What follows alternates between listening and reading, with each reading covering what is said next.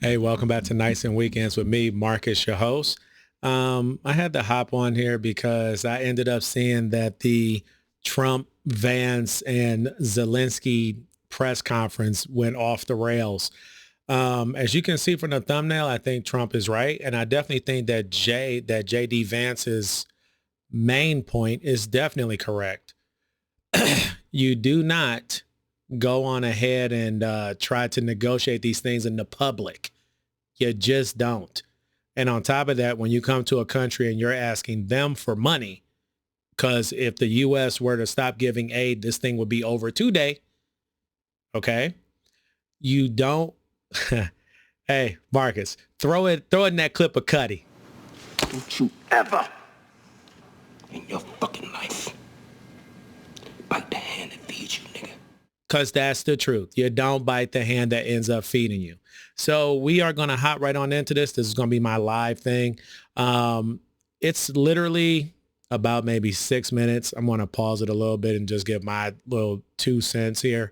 But I think Trump was 100% correct. I think Vance was 100% correct. And I think that Zelensky, even though I understand where it is he's coming from, it is his country. At the end of the day, we live over here. They live over there. So I can understand him feeling the way that he does, but like how Captain Ramsey said. As I said to you before, I'm not seeking the company of kiss asses. But you got something to say to me, you say it in private. And if privacy doesn't permit itself, then you bite your fucking tongue. Are we clear about that, Commander? Has a bell, sir. That is the truth. Okay, but we're gonna hop right on in here, all right? By the way, I don't have a YouTube Premium, so it's gonna be some jump cuts in this joint. Sure. Yeah? Yeah. Okay. So he occupied it, our parts, big parts of Ukraine, part of East and Crimea. So he occupied it on 2014. So during a lot of years, so I'm not speaking about just Biden, but those time was Obama, then President Obama, then President Trump, then President Biden, now the President Trump, and God bless, now President Trump will stop him. But during 2014, nobody stopped him. He just occupied and took. He killed people. You know what the contact line? 2015. 100% true, he did. 2014. 2014 and 2014. 2014? Yeah. So I was, he killed, I was not here. Yeah, but That's exactly right. Yes, but during 2014 till 2022, yeah, the situation the same. The people have been dying on the contact line. Nobody stopped him. You know that we had conversations with him, a lot of conversation, my bilateral conversation, and we signed with him, me, like a new president. In 2019, I signed with him the deal.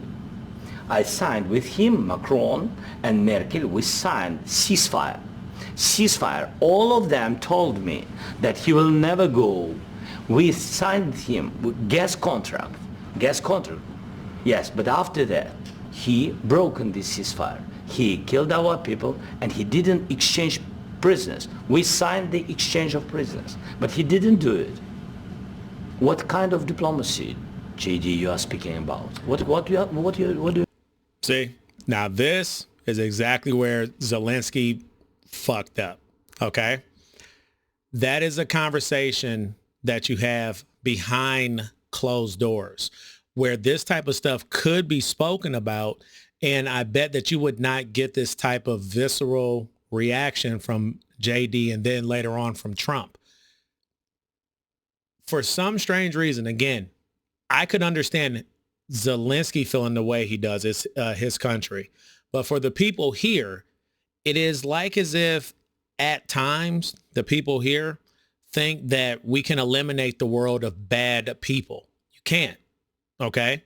So either you're going to fully invade Russia, which isn't going to happen, or you're going to come up with some type of peace plan where it's spoken out and you actually get down to brass tacks and actually stop this war.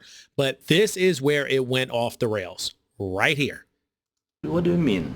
I'm talking about the kind of diplomacy that's going to end the destruction of your country. Yes, but if you Mr. President, with respect, I think it's disrespectful for you to come into the Oval Office and try to litigate this in front of the American media. Right now, you guys are going around and forcing conscripts to the front lines because you have manpower problems. You should be thanking the President for trying to bring an end to this conflict. Have you ever been to Ukraine that you say what problems we have? I have been... Woo, this is another... Woo! Valid question, wrong place to ask it. I've actually watched and seen the stories, and I know what happens is you bring them on a propaganda tour, Mr. President. Do you disagree that you've had problems bringing people into your military? And do you think that it's respectful to come to the Oval Office of the United States of America and attack the administration that is trying to prevent the destruction of your country? A lot of questions. Let's start from the beginning. Sure. First of all, during the war, everybody has problems. Even you, but you have nice ocean and don't feel now, but you will feel it in the future. God bless. You don't know that. That's it. Again, that's another thing. You just don't do that. Let's get back. God bless. God bless. You will not have a war. Don't tell us what we're going to feel. We're trying to solve a problem. Don't tell us what we're going to feel. I'm not telling you. Because you're in no position to dictate that. That's Remember exactly what this. You're in no position to dictate what we're going to feel. We're going to feel very good. You will feel influence. We're going to feel very good and very strong. You will feel influence. You're right now not in a very good position. You've allowed...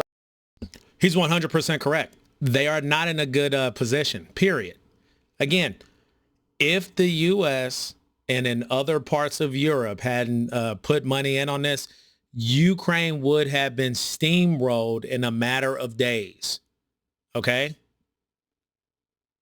Allowed yourself to be in a very bad position, and he happens to be right about it. From the very beginning of the war. You're not in a good position. You don't have the cards right now. With us, you start having cards. But right now, you don't. You're playing cards. You're playing cards. You're gambling with the lives of millions of people. You're gambling with World War III. You're gambling with World War III. And what you're doing is very disrespectful to the country, this country. That's back to you. Far more than a lot of people said they should have. Have you said thank you once? This entire meeting? No, in this entire meeting, have you said thank you? You went to Pennsylvania and campaigned for the opposition in October. Offer some words of appreciation for the United States of America and the president who's trying to save your country. Please, you think that if you will speak very loudly about the war, you can... He's not speaking loudly. He's not speaking loudly. Your country's in big trouble. Can I Wait a answer? minute. No. You've done a lot of talking. Your country is in big trouble. I know. You're not winning. You're not winning this. You have a damn good chance of coming out okay because of us. Mr. President, we are staying in our country, staying strong from the very beginning of the war. We've been alone, and we are thankful. I said... He said alone? But... Okay, here we go. See, now I got to go to something I wasn't going to do, but damn it, now it's time to do this. Okay. Here we go. So this is from USA News. U.S. News and World Reports. This is how much the U.S. government is given. The U.S. taxpayer, us, okay? The people who actually pay taxes at the end of the year instead of getting back refund checks, okay? Or have a negative tax balance. This is how much money has been spent on that, okay? Just by us. And by far, that is more than the countries that make up most of Europe. Now, it's always very funny that in these left-leaning things, they're like, well, if you include all of Europe is 500 million people. Here in the U.S., it's like 340 million. Again, we are putting in a lot of money. So no, you aren't in this alone. Hell out of here. And also on top of that, this is from CBS News.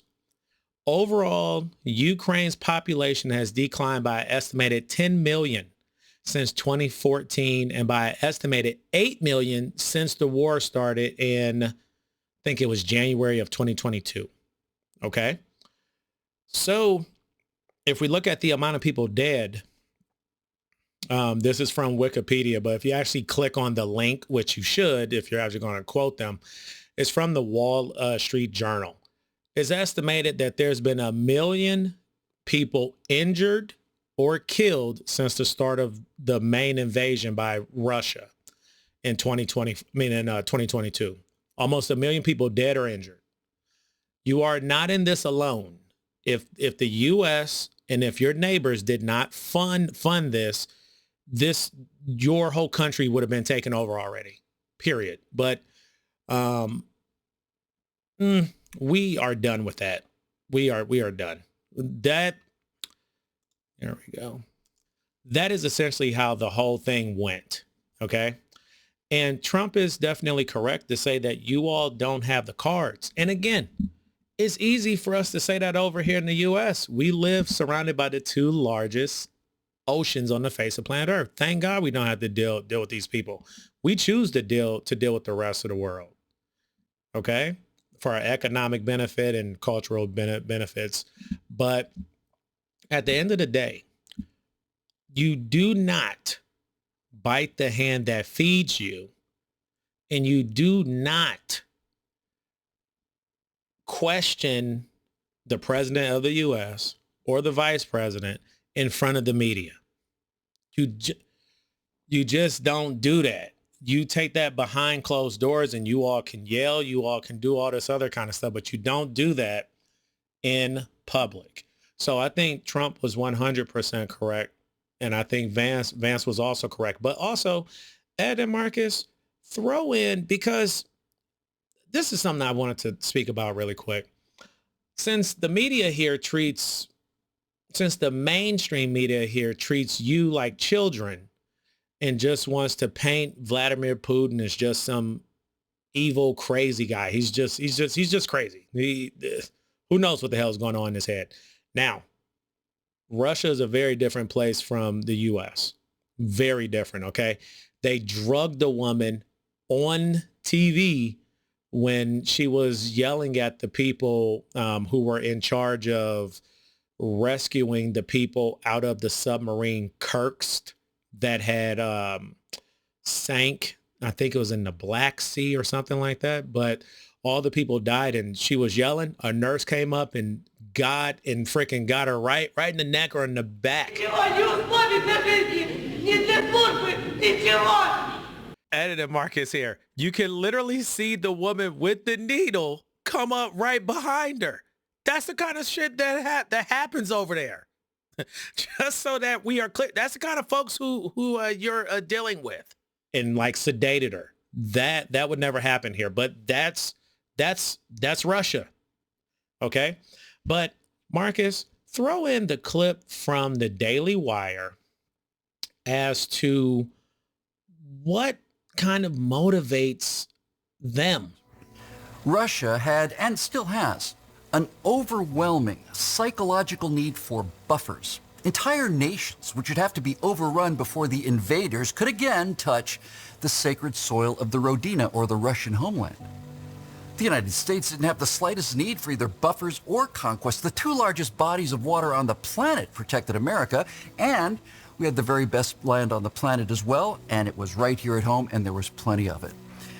Russia was inward-looking, suspicious, and ruthless. America was outward-looking, trusting, and naive. Each one thought that the other had the same motives as themselves, and it would take 50 years for both sides to discover that each side's motives mirrored the other. They were the inverse, the negative image of one another's strategies, plans, and ambitions. So, both sides stared across this great gulf, and all they could see of each other was the reflection of themselves. So, hopefully we can kind of understand that these people aren't just psychopaths and everything else. There's a reason why Russia wants Ukraine. Now, is it right? No. Is it rational?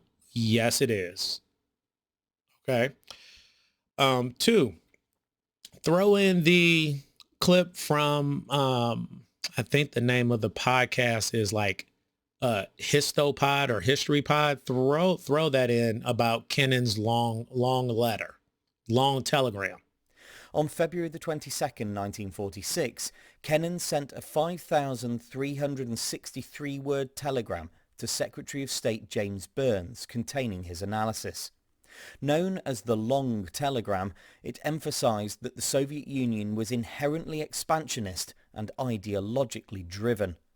Kennan argued that the Soviet leadership saw itself in a perpetual state of conflict with the capitalist world, and that any attempt at collaboration was merely a tactical maneuver. He recommended a policy of firm containment, advocating for the restriction of Soviet influence rather than direct confrontation. So as we can see there, these people are motivated by by a certain leftist ideology. Okay? And it is well known that Vladimir Putin thought it was a terrible, terrible thing that the USSR fell. And he's motivated by the same things that motivated Stalin, motivated Gorbachev, well, not necessarily Gorbachev, but the long line of people who ran the Soviet Union. Okay? These are rational actors. They are not insane people. And Russia has had a history of being invaded, and they want buffers. I'm sorry. Now, at the end of the day, for the people here who are sucking off Zelensky and stuff like that, the thing I would ask you is this. At the end of the day, are you going to send your children or your grandchildren to go fight in Ukraine to stop Russia? Are you going to do that while you sit very comfortably in your house or in your chair or watching this video? At the end of the day, evil people and bad rational actors exist. And we have to find some way to live on this planet with them. Okay? And you don't do these things out in public. You also do not